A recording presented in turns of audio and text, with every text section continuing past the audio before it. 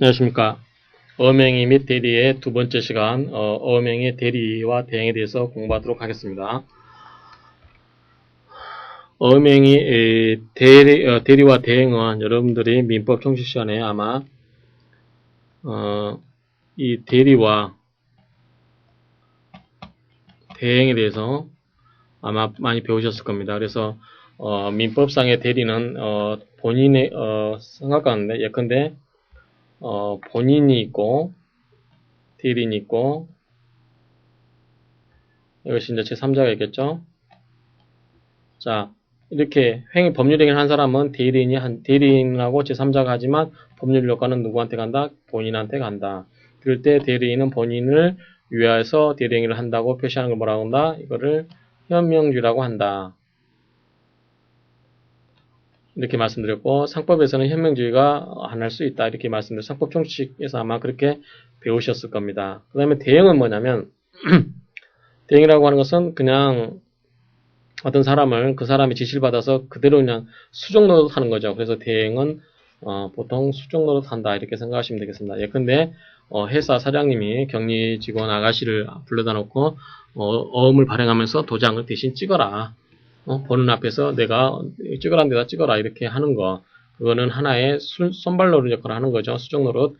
그래서 이런 경우는 대행이라 한다. 이렇게 이해를 먼저 잡아두시고 나가도록 하겠습니다. 자, 그러면 자, 어명의 딜이라고 하는 것은 타인이 본인을 위해서 자기 명의로 어명의를 하는 것입니다. 그래서 자기 명의라는 것은 누구죠? 대리인 명의입니다. 대리인. 그렇지만 법률 효과는 누구한테 온다? 본인한테 온다. 이렇게 생각하시면 됩니다. 자, 유효하게 성립하기 위해서는 형식적 요건으로서 대리 방식을 갖춰야 되고 실질적으로는 대리권이 있어야 된다. 그렇죠?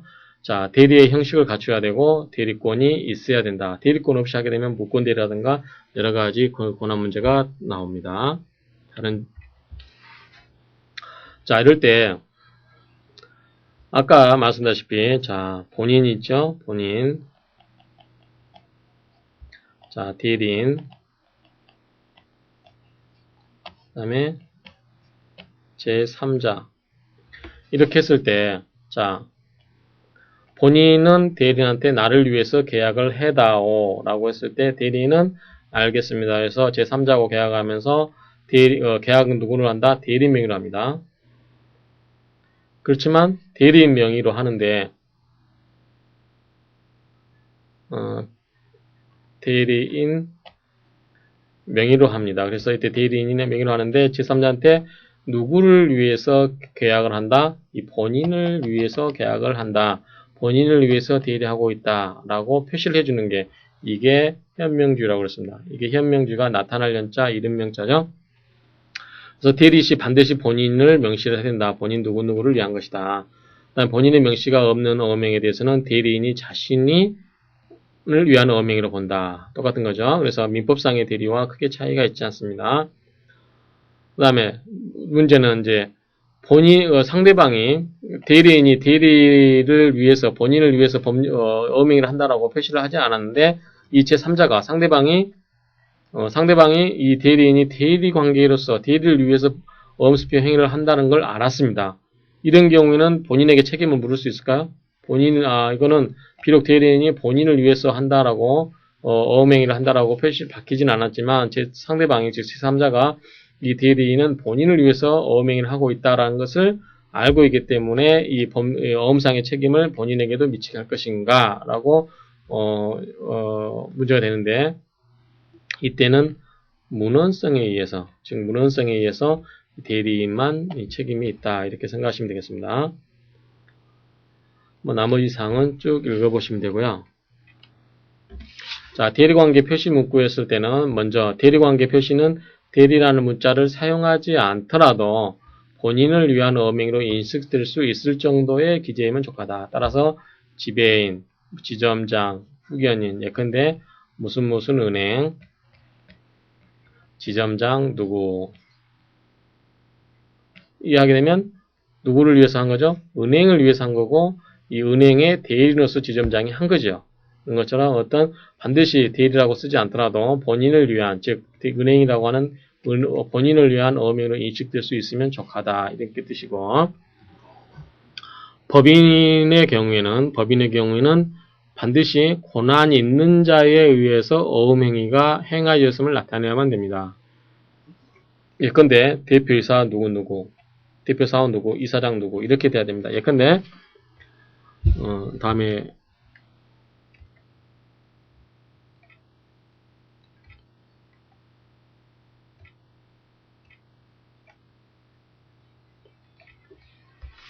예컨대 A 주식회사 대표이사 누구누구누구 누구누구누구인 이렇게 됐을 때 이게 대표이사라고 하는 대표 관계를 나타내주고 있죠. 그래서 법인인 경우에는 고난 있는 자에 의해서 어음행위가 행하였음을 나타내야 된다. 이 점도 알아두시기 바랍니다.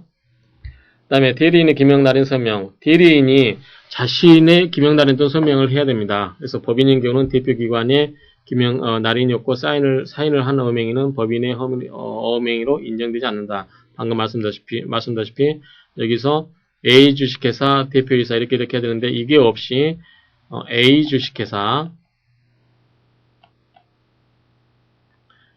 주식회사인 이렇게 어음행위를 하면 이거는 안 된다 그 말입니다. 대리관계가 표시가 된다 그 말이고, 대리권의 존재는 아마 이제 대리행위가 본인에게 효력을 발생하기 위해서는 실질적인 요건으로서 대리권이 있어야 되겠죠.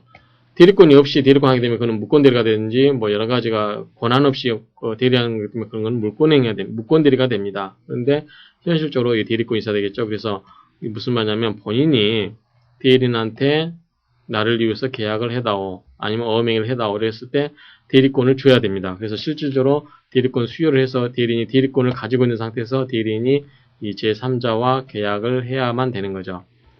그런데 이 대리관계도 이제 우리 민법에 보면은 민법 총칙 보면 대리관계도 임의대리와 법정대리가 있습니다. 그래서 임의대리라고 하는 것은 당사자 간의 계약에 의해서, 즉 대리권의 수요 표시에 의해서 이 수요 행위에 의해서 이루어지는 대리권을 임의대리라고 하고, 법률상 당연히 열등한 자격에 기해서 대리권이 수요되는 거 그거를 법정대리라고 합니다. 그 다음에 자기계약 및 쌍방대리 제한과 자기거래가 어음행위에도 적용되는지 이런 말인데, 상법 398조에 보면 이사와 회사 간의 거래에 있어서 이사는 이사의 승인이 있는 때 하나여 자기 또는 제3자의 계산으로 회사와 거래할 수 있다 이렇게 되어 있습니다.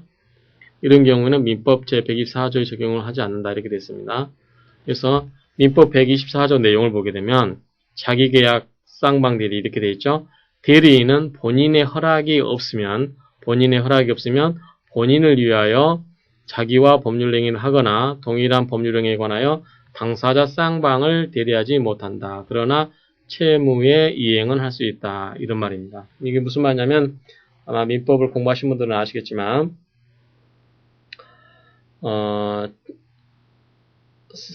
자기계약이라고 하는 것은 뭐냐면 자, A라는 사람이 집을 팔아달라고 했습니다. A의 집을.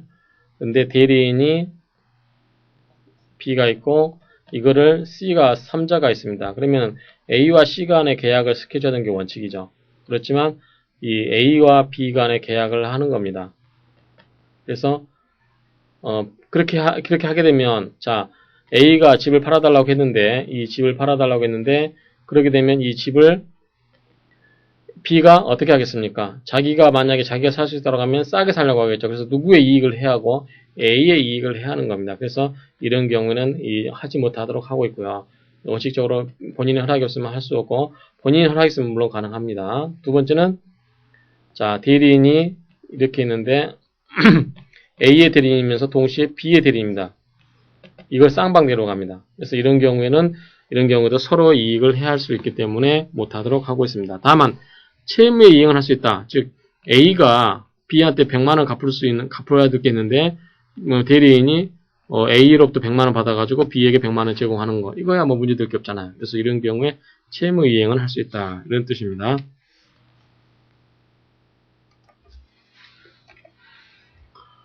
여기 대해서는 이제 긍정설과 부정설이 이제 대입되어 있는데, 긍정설이 통설 판례다. 이렇게 이야기를 하고 있습니다. 그래서 위반에, 만약에 이제 이러한 것에 대해서, 어음행위에도 자기계약이라든가 쌍방대리 이런 게 적용이 되는데, 이런 것을 위반해서 했을 때는 어떤 법률 효과가 있는지, 이런 거 있는데, 무효설, 유효설, 상대적 무효설, 이렇게 되어 있습니다. 그래서, 이렇게 해보는데, 이런 경우는 이제 통설 판례는 상대적 무효설 입장에 있다. 이렇게 이해하시면 되겠습니다. 그래서 학설은 이렇게 나눠져 있기 때문에 여러분들이 참고만 하시면 되겠습니다. 그 다음에 어음행위의 대행이 있는데, 어음행위 대행이라고 하는 것은 타인이 본인을 위해서 하는데 본인 명의로 한다. 이게 중요한 거죠. 본인 명의. 아까 대리인은 뭐였죠? 대리인의 명의로.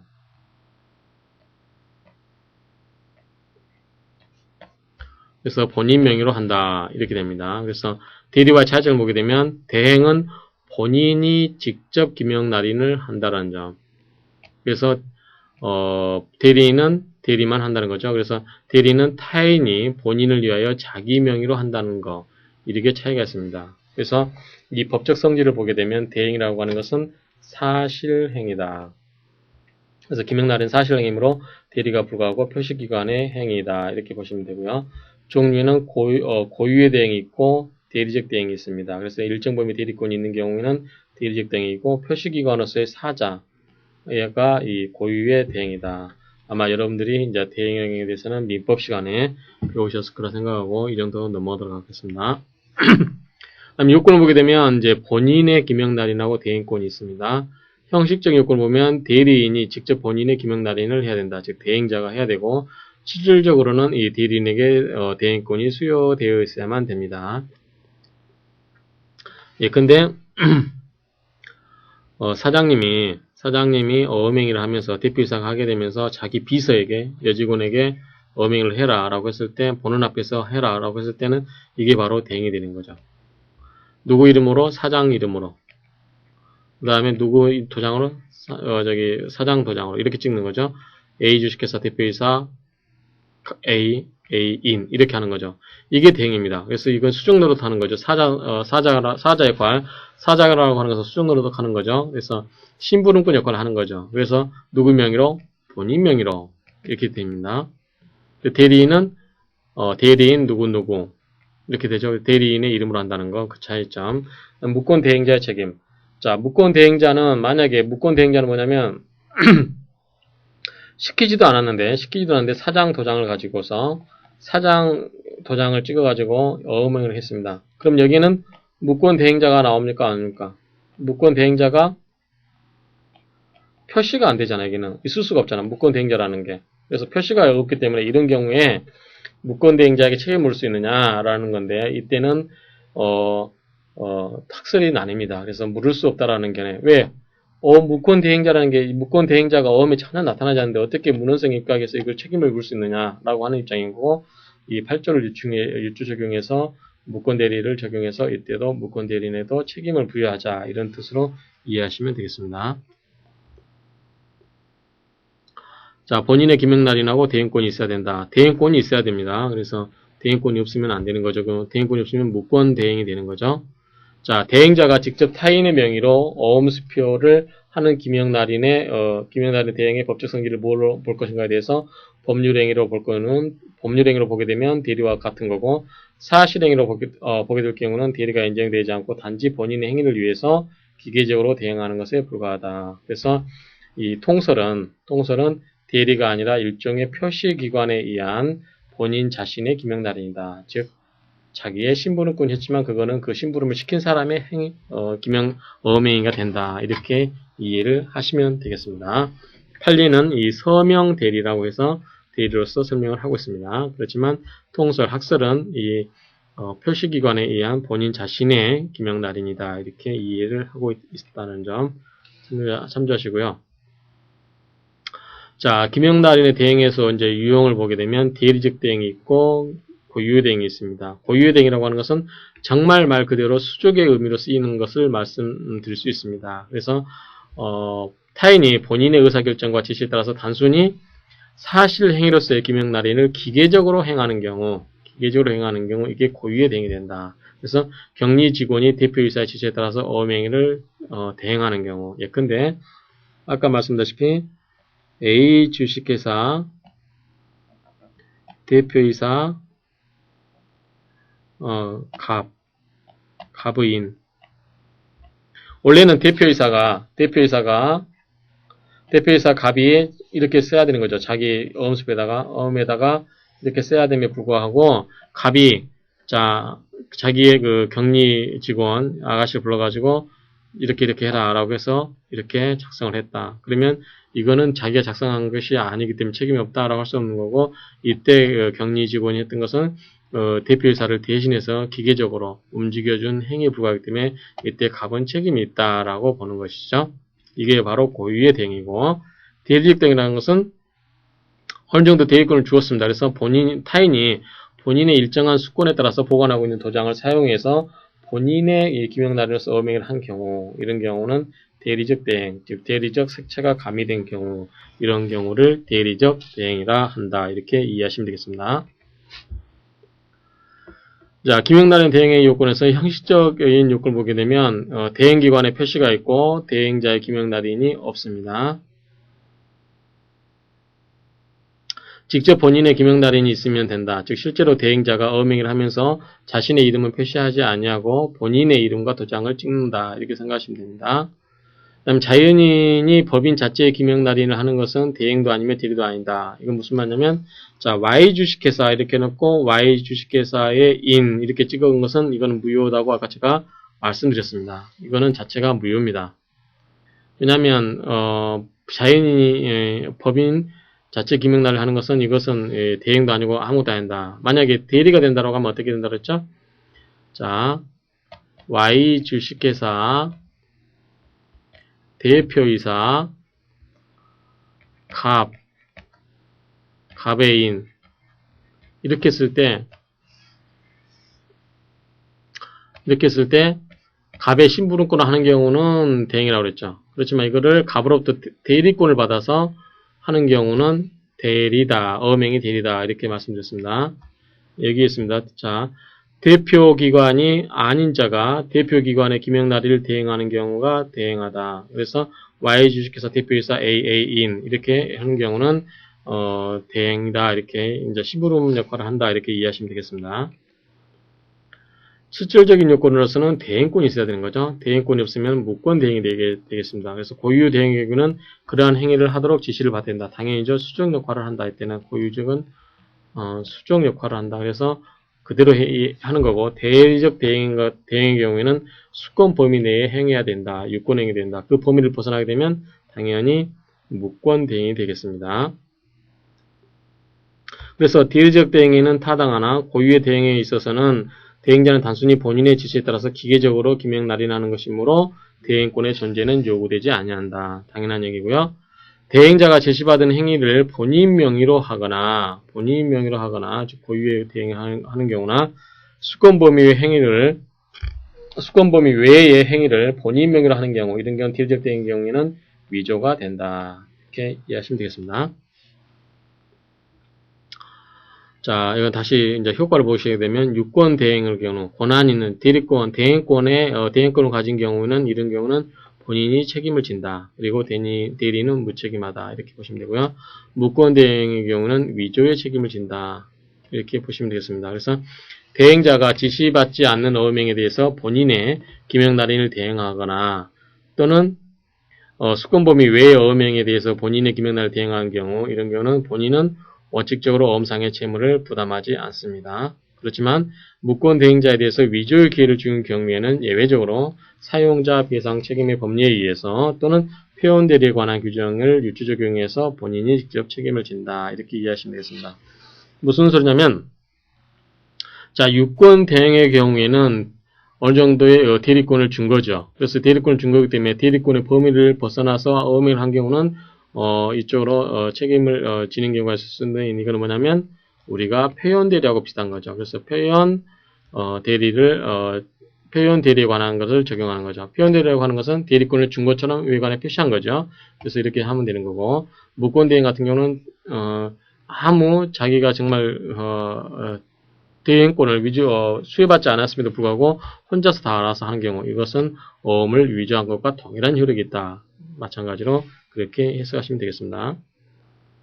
그 다음에 명의대여자의 책임. 우리 상법에도 명의대여자의 책임이라는 게 있죠. 그래서 자기의 이름을 대여한 경우는 그 자기의 이름을 믿고 거래한 채 3자를 보호하기 위해서 명의대여자의 책임을 상법 총칙에도 인정하고 있습니다.